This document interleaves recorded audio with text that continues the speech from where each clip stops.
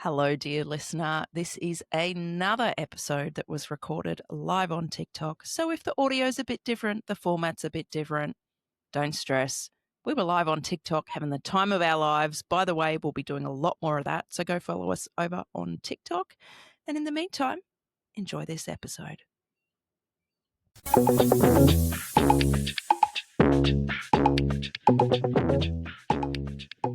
Welcome to the Rosie and Roula Show.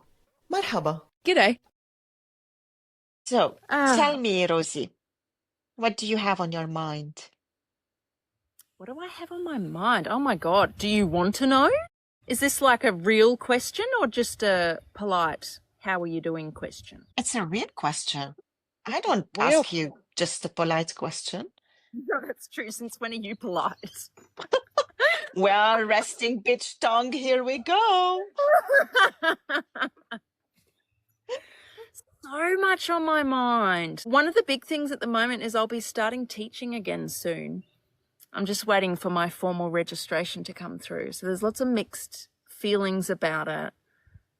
Because when I last was a teacher in a school, a public school, I hated it. My mental health was really bad and I was really depressed and anxious. So I left and I swore I would never go back.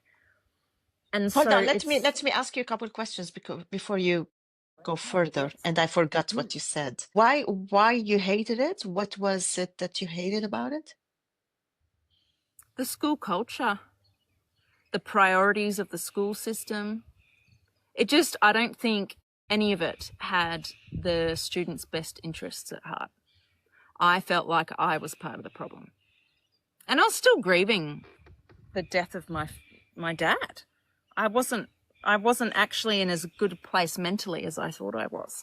And so I got thrown into first full-time job, moved away from family and friends, didn't have anybody, like 2,000 kilometers away kind of thing. So it was isolating and confronting because what I thought was my passion wasn't. Teaching wasn't cracked up to be what I thought it was. But I think what's different this time is I'm older, I'm wiser, and I'll be doing relief teaching, which is very different. I can get away with going in and breaking the rules a little bit more because I'm not there every day, all year, dealing with the principal. So what are you going to teach? Is it something specific or multiple It things? could be anything. That's the scary bit. It could be anything. Just whoever needs me. It could be primary school, could be high school, math, science, English, religion, anything. Please Wow, don't I'm give so me. impressed. Yeah. This must be, to just jump in and teach. Wow, It's I intimidating. can never do yeah. this. You probably could. You're very good at talking out of your ass.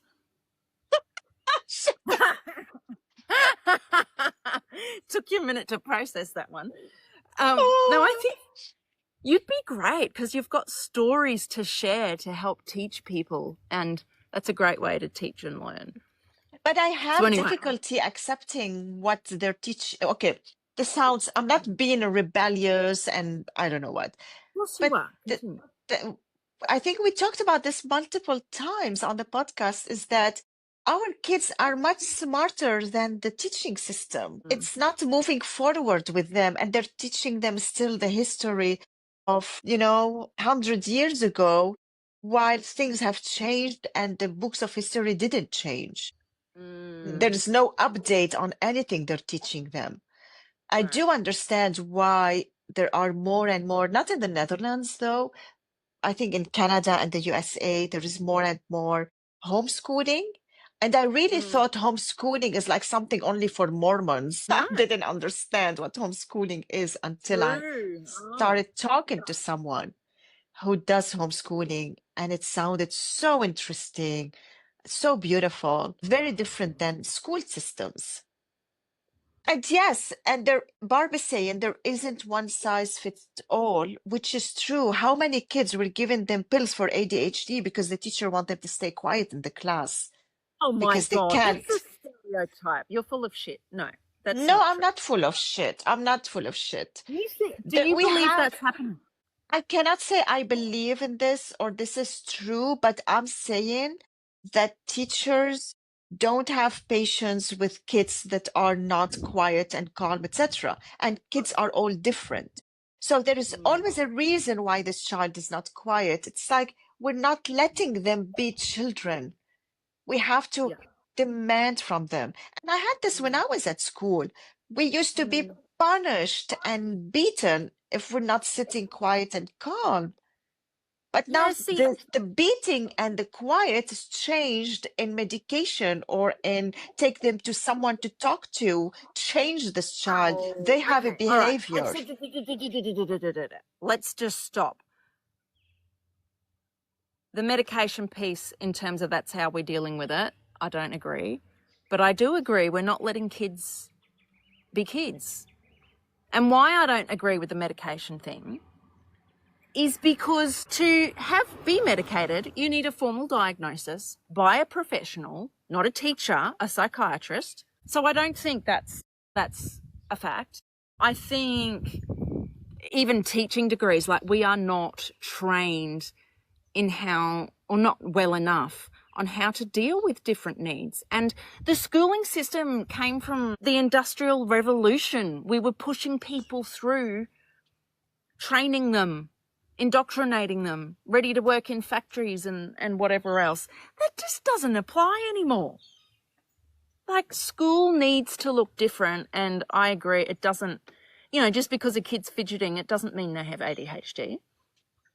Look, they're not giving medication to all children, but what I know is that teachers, whenever there's a child who's a little bit more active, they have a different way of thinking, they go into conversation with parents to see how can we change that? How can we make this child be fit in the class? So they're demanding from the child to change so much to fit a system at school because there isn't enough money and resources to give these kids what they need.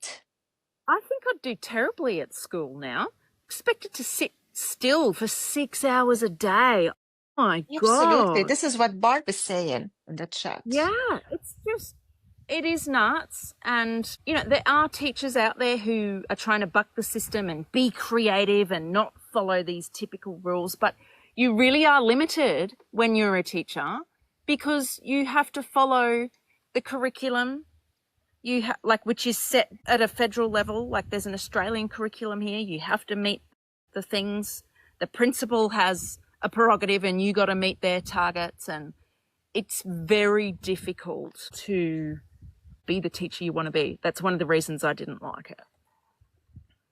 I agree with you. So many talented teachers feel stuck because they cannot bring this creativity and there is no openness for new ideas.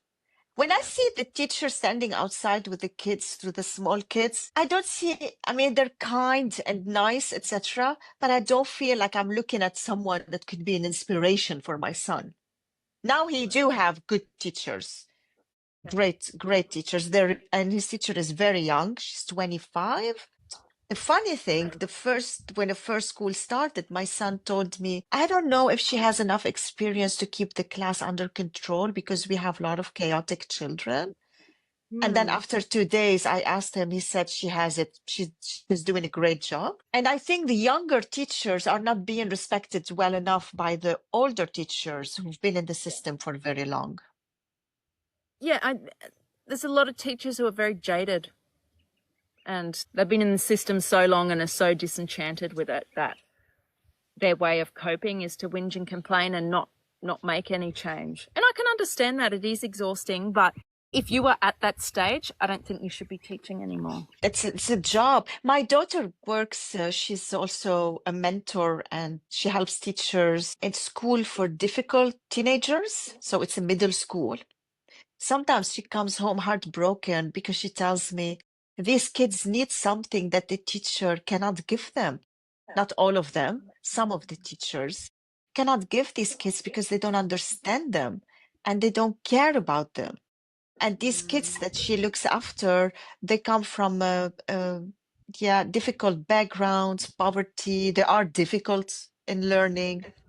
There are so many days that she comes home frustrated that the system is not looking after them. And she feels that she's there to have their back, but she's only one person. That's just it. Yeah. It's tough. So when I hear people saying they're going to study teaching, I'm like, oh, don't be that jaded person, Rosie. It's like, hey, enjoy it, but also, fuck, you're in for a rough ride. Right. So you're going back to teaching to whenever they need you. That's great. Is Barb saying bye? Bye. I think she's saying bye to Also to Roscoe? Oh, okay. Roscoe. I think. How do you pronounce his name? I don't know. Roscoe. So that's definitely on my mind, and just getting the van like finished. I've still got electrical stuff to do. So it's just, typical life stuff. There's never just one thing. What's on your mind, Roula? Yeah. Your turn. I think I had my share of talking today. Oh, you're talked out. Yeah, I'm a bit talked out. Yeah. We have to also not over talk, then it's insignificant. I'll save it for another time. And I don't want you to lose your voice.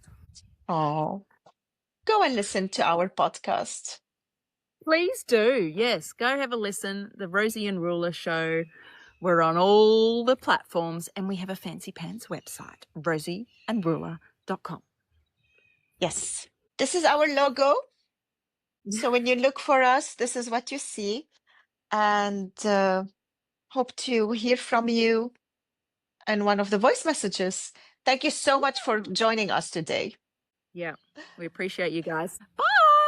Thanks, Rosie, for holding my hand. Bye. See ya. If you got a kick out of our conversation today, can you pretty please hit the follow button and share it with another opinionated person? This is the easiest way for you to support the show. It also gives Roula and I the motivation Rosie, to keep I have going. to stop you there. Stop telling people what to do. If they like to follow the show and share it, it's totally up to them. Guys, please, can you help us follow and share the show? Thank you so much. See you next time. Said.